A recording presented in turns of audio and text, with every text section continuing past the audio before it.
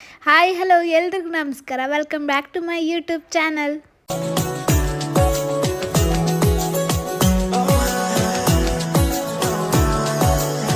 And guess what, ನಾವು ಬೆಳಗಾವಿಗೆ ಹೋಗ್ತಾ ಇದ್ದೀವಿ.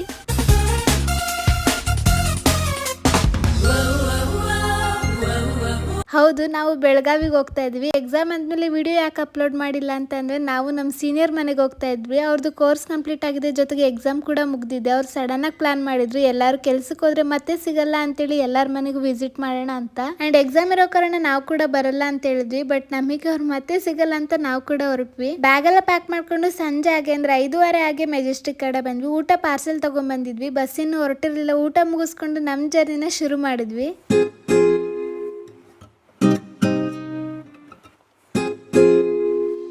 ಆ್ಯಂಡ್ ಇದು ನೆಕ್ಸ್ಟ್ ಡೇ ಮಾರ್ನಿಂಗ್. ಬರಬೇಕಾದ್ರೆ ಬೆಂಗಳೂರಲ್ಲಿ ಟೀ ಕುಡಿದ್ವಿ. ನೆಕ್ಸ್ಟ್ ಧಾರವಾಡದಲ್ಲಿ ಬಾದಾಮ್ ಹಾಲು ಕುಡಿತಾ ಇದ್ದೀವಿ. ಸ್ವಲ್ಪ ಹೊತ್ತು ಕಾಯ್ದ ನಂತರ ಅವ್ರ ಊರಿನ ಬಸ್ ಬಂದಿತ್ತು. ಬಸ್ ಜೊತೆಗೆ ಜನ ಸಾಗರನು ಹರಿದು ಬಂದಿತ್ತು. ಆ ಬಸ್ಸಲ್ಲಿ ಜಾಗ ಸಿಕ್ಕಿದ್ದೆ ದೊಡ್ಡದು, ಸೀಟ್ ಅಂತೂ ಸಿಗ್ಲಿಲ್ಲ. ನಾನು ನಿಮಗೆ ಹೇಳಿದ್ದೆ ಬೆಳಗಾವಿಗೆ ಹೋಗ್ತಾ ಇದ್ದೀನಿ ಅಂತ. ಬಟ್ ಬೆಳಗಾವಿ ಅಲ್ಲ, ಬೆಳಗಾವಿ ಡಿಸ್ಟಿಕ್ ಅಲ್ಲಿ ಇವ್ರದೊಂದು ಹಳ್ಳಿಗೆ ಹೋಗ್ತಾ ಇದೀವಿ. ಅವ್ರ ಮನೆಗೆ ಬರೋಷ್ಟರಲ್ಲಿ ಆಗ್ಲೇ 9 ಗಂಟೆ ಹತ್ರ ಆಗಿತ್ತು. ಫ್ರೆಶ್ ಅಪ್ ಆಗೋದಕ್ಕೆ ಬಿಸಿನೀರು ಕಾಯಿಸ್ತಾ ಇದ್ರು. ಈ ಕಡೆ ನಮ್ಮ ಸೀನಿಯರ್ಸ್ ಅವ್ರ ಅಮ್ಮ ಟಿಫನ್ ರೆಡಿ ಮಾಡ್ತಾ ಇದ್ರು, ಪಡ್ಡು ಮಾಡ್ತಾ ಇದ್ರು.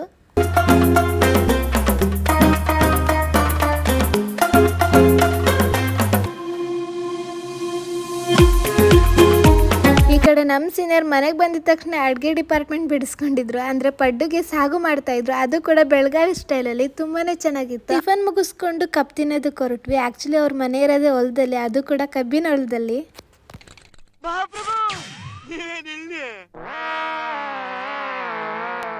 ಅವ್ರ ಮನೆ ಸುತ್ತನೂ ಕಬ್ಬೆ ಇತ್ತು, ಎಲ್ಲಿ ನೋಡಿದ್ರು ಕಬ್ಬೆ ಕಾಣಿಸ್ತಿತ್ತು. ಅವ್ರ ಮನೆ ಇರೋದು ಕೂಡ ಕಬ್ಬಿನ ಹೊಲದಲ್ಲಿ. ನಮ್ಮ ಸೀನಿಯರ್ಸ್ ಎಲ್ಲರೂ ಆಲ್ಮೋಸ್ಟ್ ಉತ್ತರ ಕರ್ನಾಟಕದವ್ರೆ.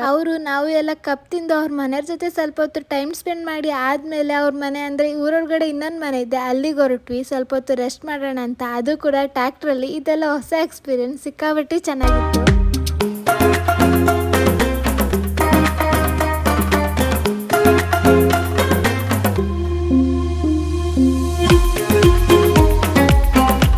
ಎಲ್ಲಿಗೆ ಹೋಗೋ ಪ್ಲಾನ್ ಇರಲಿಲ್ಲ. ಅಂದ್ರೆ ಅವ್ರವ್ರನ್ನೇ ಸ್ವಲ್ಪ ಎಕ್ಸ್ಪ್ಲೋರ್, ಅಂದ್ರೆ ದೇವಸ್ಥಾನಕ್ಕೆ ಹೋಗ್ಬೇಕು, ಸ್ವಲ್ಪ ತಿರ್ಗಾಡ್ಬೇಕು ಅಂತ ಇತ್ತು. ಆ ಮನೇಲಿ ಸ್ವಲ್ಪ ಹೊತ್ತು ರೆಸ್ಟ್ ಮಾಡಿ ಆದ್ಮೇಲೆ ಫ್ರೆಶ್ ಅಪ್ ಆಗಿ ಅಂದ್ರೆ ರೆಡಿ ಆಗಿ ದೇವಸ್ಥಾನದ ಕಡೆ ಹೊರಟ್ವಿ.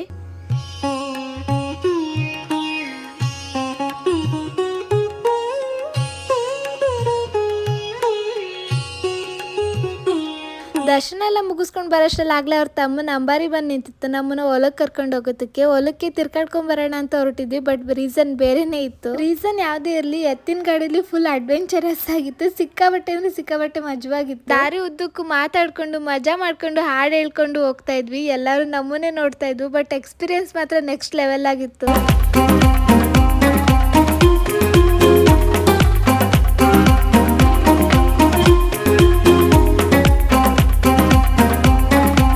ಕಬ್ಬಿನ ಹೊಲ, ಕಬ್ಬು ನೋಡೋದೇ ಅಪರೂಪ. ಬಟ್ ಇಲ್ಲಿ ಹಾಗಲ್ಲ, ಎಲ್ಲಿ ನೋಡಿದ್ರು ಕಬ್ಬೆ ಕಾಣಿಸ್ತಾ ಇತ್ತು. ದಾರಿಲಿ ಹೋಗ್ಬೇಕಾದ್ರೂ ಕೂಡ ಕಬ್ಬು, ಅಂದ್ರೆ ಟ್ರ್ಯಾಕ್ಟರ್ಲಿ ಲೋಡ್ ಮಾಡಿ ನಿಲ್ಲಿಸ್ಕೊಂಡಿದ್ರು. ಎಲ್ಲಿ ನೋಡಿದ್ರು ಕಬ್ಬೆ ಕಾಣಿಸ್ತಾ ಇತ್ತು. ಫೈನಲಿ ಎಲ್ಲರೂ ಹೊಲಕ್ ಬಂದ್ವಿ. ಅವ್ರ ತಮ್ಮ ಎತ್ತುಗಳನ್ನ ಮೇಯೋದಕ್ ಬಿಡ್ತಾ ಇದ್ದ. ನಾವೆಲ್ಲಿಗೆ ಹೊರಟಿದ್ವಿ ಅಂದ್ರೆ, ನಮ್ ಕಡೆ ಇದನ್ನ ಕಡ್ಲೆಕಾಯಿ ಗಿಡ ಅಂತ ಅಂತಾರೆ. ಇವ್ರ ಹೊಲದಲ್ಲಿ ಅದನ್ನ ಹಾಕಿರ್ಲಿಲ್ಲ, ಅದಕ್ಕೆ ಬೇರೆಯವ್ರ ಹೊಲದಲ್ಲಿ ಕದಿಯೋದಕ್ಕೆ ಹೊರಟಿದ್ವಿ. ಇವ್ರ ಹೊಲದಲ್ಲಿ ಅದನ್ನ ಹಾಕಿರ್ಲಿಲ್ಲ, ಅದಕ್ಕೆ ಬೇರೆಯವ್ರ ಹೊಲದಲ್ಲಿ ಕದಿಯೋದಕ್ಕೆ ಹೊರಟಿದ್ವಿ. ಇದೇ ರೀಸನ್ಗೆ ನಾವು ಹೊಲಕ್ಕೆ ಬಂದಿದ್ದು, ಅಂದ್ರೆ ಹೊಲ ನೋಡ್ತೀವಿ ಅಂತ ಬಂದಿದ್ದು. ಅವ್ರ ಹೊಲದಿಂದ ಸ್ವಲ್ಪ ದೂರದಲ್ಲೇ ಕಡ್ಲೆಕಾಯಿ ಗಿಡ ಹಾಕಿದ್ದಾರೆ ಅಂತ ಹೇಳಿದ್ರು, ಅದಕ್ಕೆ ಹೊರಟಿದ್ವಿ. ತುಂಬಾ ದೂರ ನಡೆದು ಸಾಹಸ ಮಾಡಿದ ನಂತರ ನಾವು ಹುಡ್ಕುತ್ತಿದ್ದಂತ ಕಡ್ಲೆಕಾಯಿ ಗಿಡ ಸಿಕ್ತು. ಬಟ್ ಅದ್ರಲ್ಲಿ ಇನ್ನೂ ಕಾಯಿ ಆಗಿರ್ಲಿಲ್ಲ, ಅದಕ್ಕೆ ಬೇರೆಯವ್ರ ಹೊಲಕ್ಕೆ ಮತ್ತೆ ಹೊರಟ್ವಿ. ಅದ್ರ ಮಧ್ಯದಲ್ಲಿ ಸೌತೆಕಾಯಿ ಸಿಕ್ತು. ಎಳೆ ಸೌತೆಕಾಯಿ ತಿನ್ನು ಚೆನ್ನಾಗಿರುತ್ತೆ ಅಂತ ನಮ್ ಸೀನಿಯರ್ ಕೊಡ್ತಾ ಇದ್ರು. ಚೆನ್ನಾಗಿತ್ತು ಆಕ್ಚುಲಿ. ಅದನ್ನ ತಿನ್ಕೊಂಡು ಮತ್ತೆ ನಮ್ ಕಾರ್ಯಾಚರಣೆ ಆರಂಭ ಆಯ್ತು. ಈ ರೀತಿಯಾಗಿ ಗೊತ್ತಿಲ್ಲದೆ ಕದ್ದು ತಿಂತಾ ಇದೀವಿ ಅಂತ ಅವ್ರ ಮನೆಯವ್ರಿಗೆ ಅಂದ್ರೆ ಹೊಲದವ್ರಿಗೆ ಏನಾದ್ರು ಗೊತ್ತಾದ್ರೆ ನಮ್ ಕತೆ.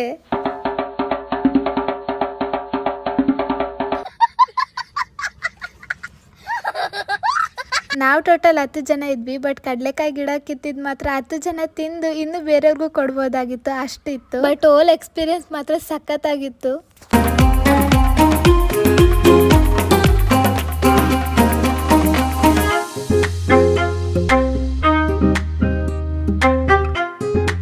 ಕಡ್ಲೆಕಾಯಿ ಗಿಡ ಕಿತ್ಕೊಂಡ್ಬರೋ ಪ್ರೋಸೆಸ್ ಅಲ್ಲಿ ನನ್ನ ಬಟ್ಟೆ ಅವಸ್ಥೆ ನೋಡಿ ಹೇಗಾಗಿದೆ ಅಂತ. ಇಲ್ಲಿ ನಮ್ಮ ಸೀನಿಯರ್ಸ್ ಎಲ್ಲ ನಾವ್ ಇದನ್ನ ಪುರಿಕಾರ ಅಂತ ಕರಿತೀವಿ, ಬಟ್ ಇವರು ಮಂಡಕ್ಕಿಂತ ಕರೀತಾರೆ. ಅದನ್ನ ತಿಂತಾ ಇದ್ರು. ಹೊಲದ ಹತ್ರ ಮಾತಾಡ್ಕೊಂಡು ತಿನ್ಕೊಂಡು ಮಜಾ ಮಾಡ್ಕೊಂಡು ಹಾಡ್ ಹೇಳ್ಕೊಂಡು ಬೇರೆ ರೋಲ್ದಲ್ಲಿ ಲಗ್ಗೆ ಇಟ್ಟು ಕಡ್ಲೆಕಾಯಿ ಗಿಡ ಕಿತ್ಕೊಂಡು ಅದನ್ನ ಕೂಡ ತಿನ್ಕೊಂಡು ಒಂದೊಳ್ಳೆ ಸನ್ಸೆಟ್ ನೋಡ್ಕೊಂಡು ಮನೆ ಕಡೆ ಬಂದ್ವಿ. ಬೆಂಗಳೂರಲ್ಲೇ ಜಾಸ್ತಿ ಚಳಿ ಆಗುತ್ತೆ, ಬಿಸಿಲಿರುತ್ತೆ ಅಂತ ಅನ್ಕೊಂಡಿದ್ವಿ, ಬಟ್ ಬೆಳಗಾವಿಲಿ ಇನ್ನೂ ಜಾಸ್ತಿನೇ ಚಳಿ ಆಗ್ತಾ ಇತ್ತು. ಮತ್ತೆ ಬಿಸಿಲು ಕೂಡ ಹಾಗೆ ಇರುತ್ತೆ, ಆ ಕಡೆ ಚಳಿ ಕೂಡ ಹಾಗೆ ಇತ್ತು. ನಮ್ ಕೈಲಂತೂ ಇರಕ್ ಆಗ್ತಿರ್ಲಿಲ್ಲ. ಅದಕ್ಕೆ ಅವ್ರ ಮನೆಯವರು ಬೆಂಕಿ ಹಾಕಿದ್ರು ಚಳಿ ಕಾಯಿಸ್ಕೊಳ್ಳೋದಕ್ಕೋಸ್ಕರ. ಈ ಕಡೆ ಅವ್ರ ಅಮ್ಮ ರಾತ್ರಿ ಊಟಕ್ಕೆ ರೆಡಿ ಮಾಡ್ತಾ ಇದ್ರು, ಅಂದ್ರೆ ರೊಟ್ಟಿ ಹಾಕ್ತಾ ಇದ್ರು. ನಮ್ ಕಡೆ ಯಾವಾಗ್ಲೂ ರಾಗಿ ಮುದ್ದೆ ಮಾಡಿದ್ರೆ ಈ ಕಡೆ ಯಾವಾಗ್ಲೂ ರೊಟ್ಟಿನೇ ಮಾಡ್ತಾರೆ, ಬೆಳಗ್ಗೆ ರಾತ್ರಿ ಮಧ್ಯಾಹ್ನ ಯಾವಾಗ್ಲೂ. ನಮ್ ಸೀನಿಯರ್ಗೆ ಮೊದ್ಲೇನೆ ಹೇಳಿದ್ವಿ, ನಿಮ್ ಮನೆಗ್ ಬಂದ್ರೆ ನಮಗೆ ರೊಟ್ಟಿ ಮುಟ್ಕಿ ಮಾಡ್ಕೊಡ್ಬೇಕು ಅಂತ. ಅವರೇ ನಮಗೆ ಕೈಯಾರ ಮಾಡ್ಕೊಟ್ರು. ಸ್ವಲ್ಪ ದಿನದಿಂದ ಸೋಷಿಯಲ್ ಮೀಡಿಯಾದಲ್ಲಿ ರೊಟ್ಟಿ ಮುಟ್ಕಿ ಅಂತ ತುಂಬಾನೇ ಫೇಮಸ್ ಆಗಿತ್ತು, ಬಟ್ ನಾನು ಇದನ್ನ ಫಸ್ಟ್ ಟೈಮ್ ತಿಂದಿದ್ದು. ಟೇಸ್ಟ್ ಮಾತ್ರ ನಿಜವಾಗ್ಲೂ ಚೆನ್ನಾಗಿತ್ತು.